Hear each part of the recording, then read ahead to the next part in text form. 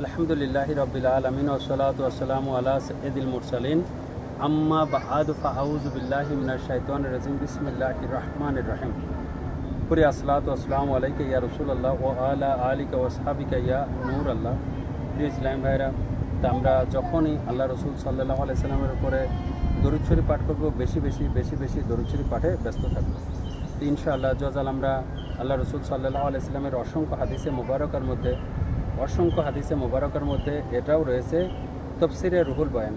তাফসিরে রুহুল বয়ানে বর্ণিত আছে, যে ব্যক্তি ওজনে কম দেয় কিয়ামতের দিন তাকে দোজখের গভীরে নিক্ষেপ করা হবে, আর আগুনের দুটি পাহাড়ের মাঝখানে বসিয়ে নির্দেশ দেওয়া হবে, এ পাহাড় দুটি ওজন করো। যখন ওজন করতে থাকবে তখন আগুন তাকে জ্বালিয়ে দিবে। প্রিয় ইসলাম ভাইরা, গভীরভাবে মনোযোগ দিন, একটু চিন্তা করুন তো। সংক্ষিপ্ত জীবনের কয়েকটা ধ্বংসশীল টাকা উপার্জনের জন্য যদি ওজনে কারচুপি করেন, তাহলে কেমন কঠিন শাস্তির হুমকি এসেছে।